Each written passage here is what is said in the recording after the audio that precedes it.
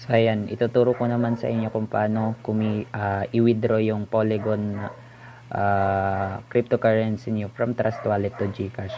So kung mapapansin nyo, meron po tayong 30 na Polygon. So i-withdraw po natin yan. Okay, una po natin gagawin is open yung GCash natin. Kung mapapansin nyo, meron po akong available balance na 200 pesos lang. So pupunta po tayo sa GCrypto. Okay, GCrypto.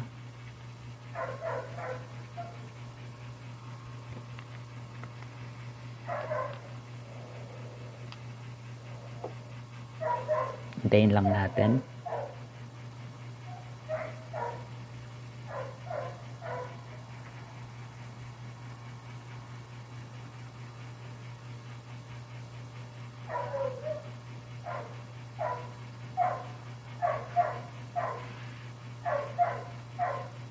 So kung mapapansin nyo po, yung portfolio value po natin, value is 13 pesos lang po. So yung kukunin naman natin sa GCrypto is yung Polygon wallet address. So search lang natin ang Pol. Then ito siya. Then click po natin tong receive. Okay. Then copy lang po natin yan. Copy natin tong address. Okay, then balik tayo sa Trust Wallet. Then ang gagawin naman natin dito sa Trust Wallet, so 30 yung laman ng Polygon natin. So i-withdraw natin yung 20. So ang gagawin lang po natin is send. Then dito sa search or enter or address or domain name, dito po natin i-paste yung wallet address, Polygon wallet address galing sa GCrypto. So nakopy na natin, i-paste na lang po natin yan. So ayan, 375 yung last. Then Polygon is 20 Polygon. So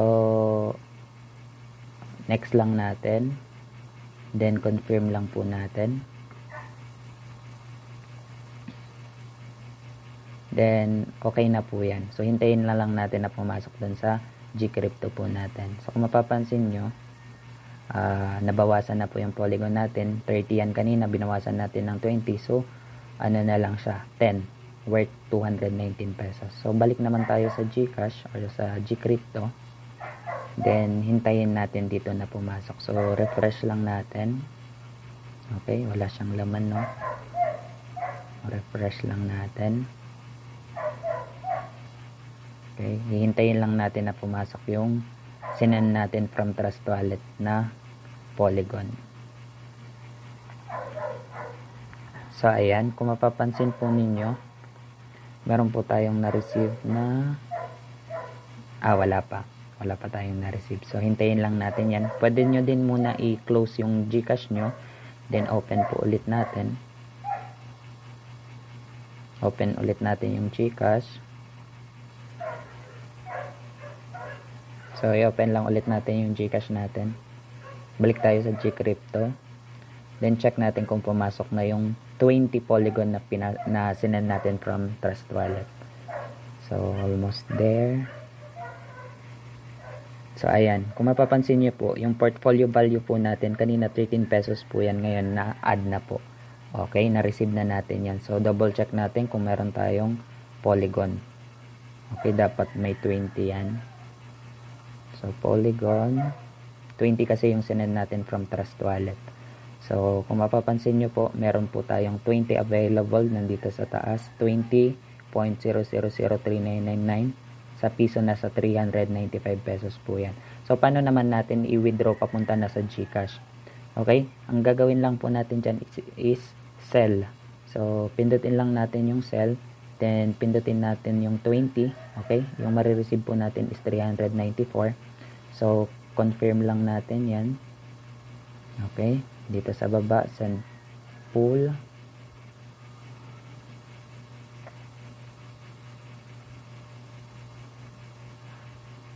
Okay, then back to crypto na tayo.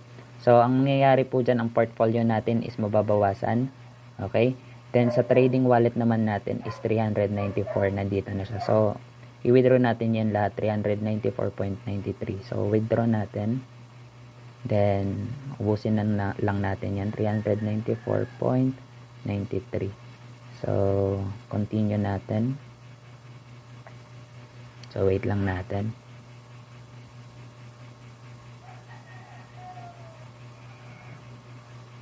So, may magsasend po ng 6-digit code sa email po natin. So, yung email po, yung kung saan nakakonect yung GCash ninyo na email. So, punta tayo sa email ko. Okay. Email.